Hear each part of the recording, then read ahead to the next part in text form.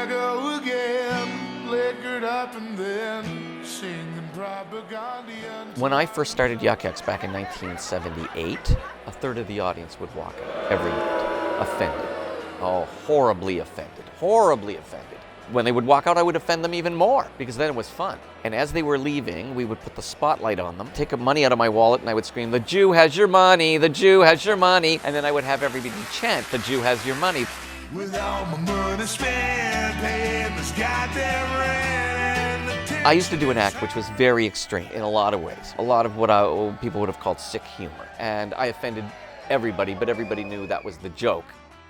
I was doing a show in Vancouver, and at the end, the manager comes up to me and says, "Mark, you've got to talk to this woman. She's just in tears about what you said."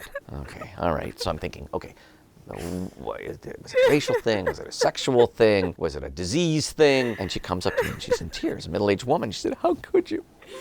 How could you say those things about cats?" She's a cat owner and she didn't like my cat jokes. Just shows you everybody has something, I think, that offends them more than somebody else, than the average person. And if they're bringing that into a show, then they're not going to like it when you talk about those things. I think everything's funny. I couldn't possibly be in this business if I had a thin skin. But you know, my sister had multiple sclerosis and died early. And if somebody does a multiple sclerosis joke, that's not funny. Because it affects me. It's my life there. And for anybody else, it's just another sick joke.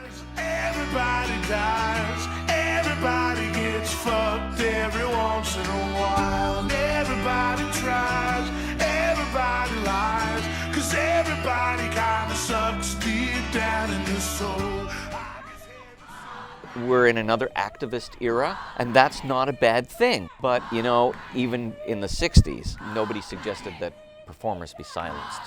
I think a lot of what people, the idealism that people have of living in a better society, trying to create a better society, I think this is a good thing. But I think sometimes you could take it too far to the point where you silence everybody who's trying to be playful. The most important thing a comedian can do is tell the truth. And I think often people come to comedy clubs or watch comedy performances because it's the only way they're going to get the truth. You're surely not going to get the truth by watching Donald Trump make a speech. But if you come to a comedy club, people are really telling you the truth. They may not be telling you the truth about some major political issue, but they're telling the truth about how they really feel and see things. And in our world, we're not really allowed to express the truth a lot to our boss, to our wife, to our husband. No one's getting lit. But if you go to a comedy club and people tell you the truth, it's liberating.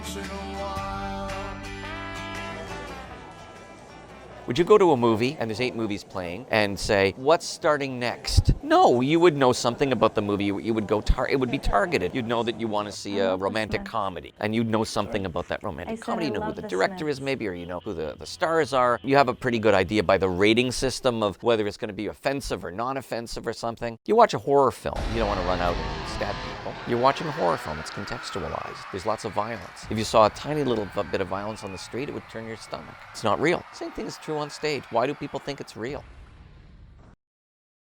That's one way the internet has really helped, because it's made access to information so much easier. And I always tell customers, check out who's here. We list people who are on the show. Go on the internet, find out a little bit about them, watch their YouTube clip, and see if that's right for you.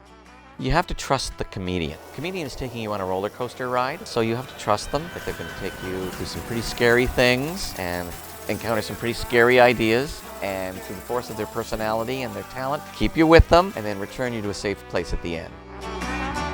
Everybody gets fucked.